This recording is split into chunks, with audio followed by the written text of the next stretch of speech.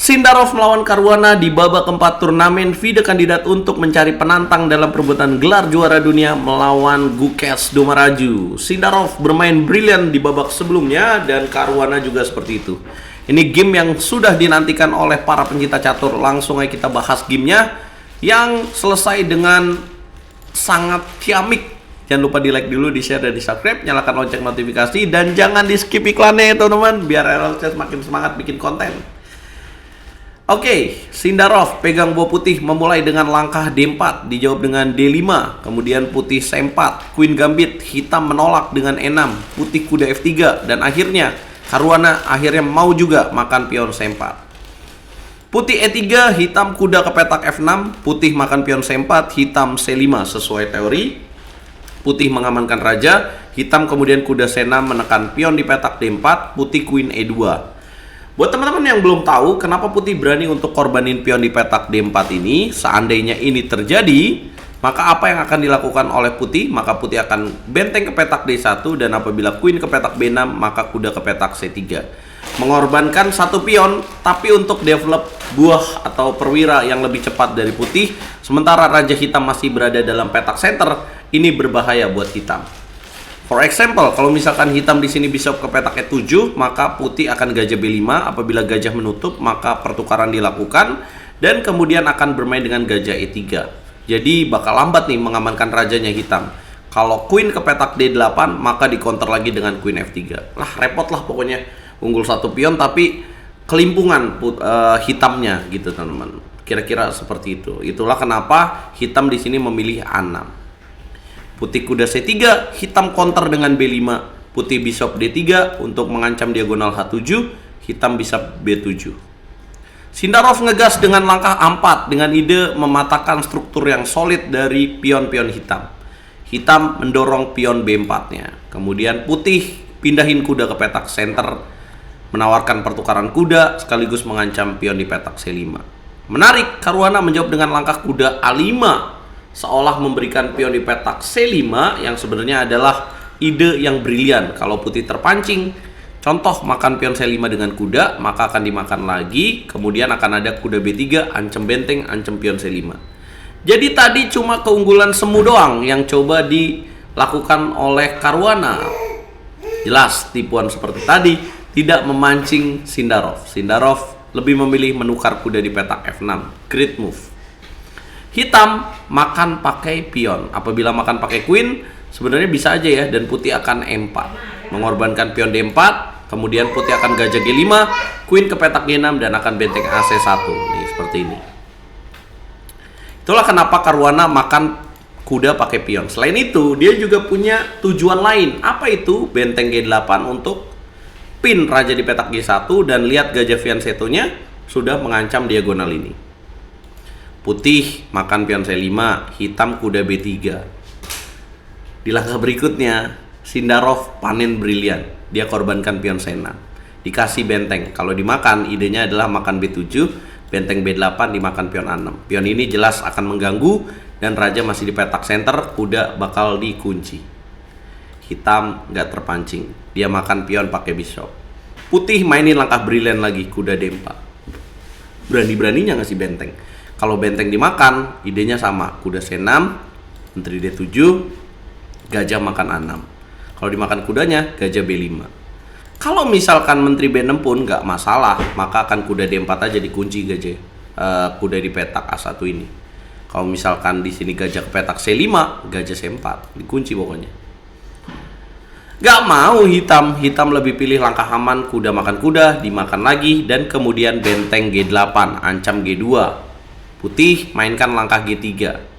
Hitam melakukan kesalahan yang mungkin ini adalah momen krusial dari game ini teman-teman. Yang bikin Caruana, coba lu lihat waktunya ya. Putih 1 jam 26 menit, hitam 51 menit. Formatnya itu 2 jam untuk 40 langkah pertama, dan ada bonus waktu setelah langkah ke-40. Ini baru 17 langkah. Sebenarnya langkah terbaik hitam di sini adalah makan pion D4, kemudian gajah E3, menteri D5, F3, dan kemudian baru F5. Tujuannya mau gajah putih ke petak E4 ini dicegah. Kalau misalkan dia gajah ke petak A6, ada gajah C5. Tapi Caruana di sini lebih memilih untuk mendorong pion F5 dulu. Lah, apa bedanya? Bedanya putih bisa melakukan propilaksis.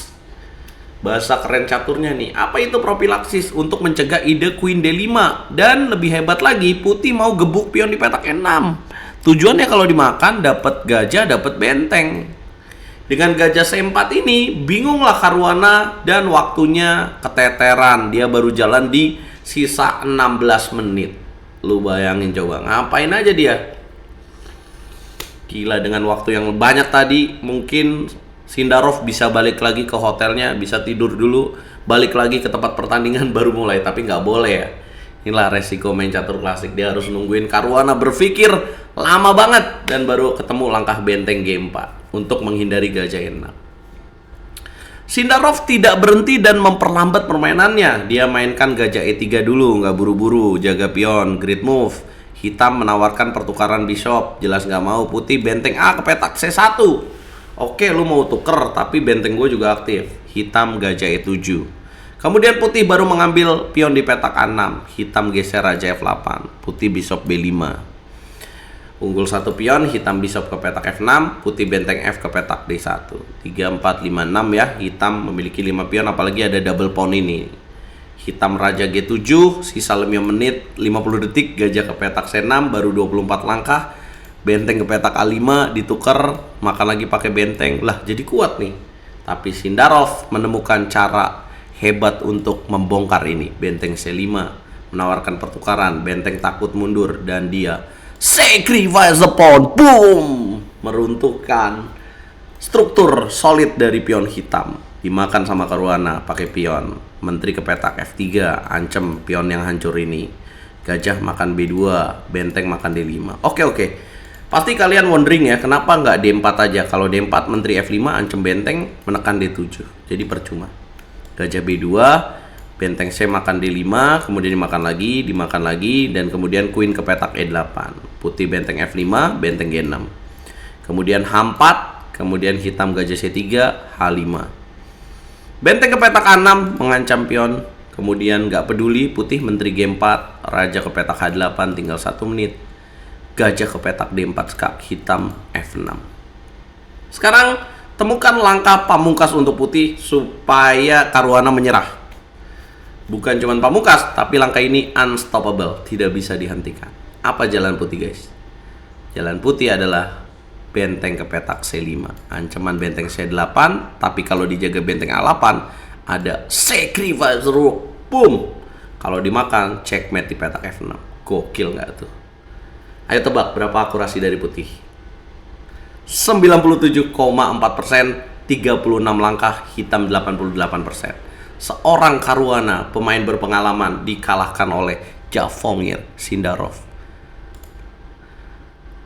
Dengan kemenangan ini, Sindarov memimpin klasemen sendirian dia dengan 3,5 poin. Diikuti oleh Caruana 2,5 poin, Anies Giri dengan 2 poin, Praggnanandha 2 poin, Matthias Blubam 2 poin, Hikaru Nakamura 1,5, Weyi 1,5, dan Esipenko 1 poin. Hasil dari tadi malam babak keempat, yang menang lagi adalah Anies Giri melawan Andre Esipenko. Sisanya remis. Aduh, gimana nih Hikaru Nakamura? Sisa 10 babak lagi, guys. Siapa yang akan keluar sebagai juara kandidat dan menantang Gukes Dumaraju? Apa udah kelihatan nih? Kira-kira Sindarov. Ya, jalan masih panjang, teman-teman. Kasih komentar terbaik. Please jangan di-skip iklannya. Jangan lupa kasih hype untuk video ini ya, biar RL Chess makin semangat konten. Kita ketemu di live nanti malam ya, teman-teman.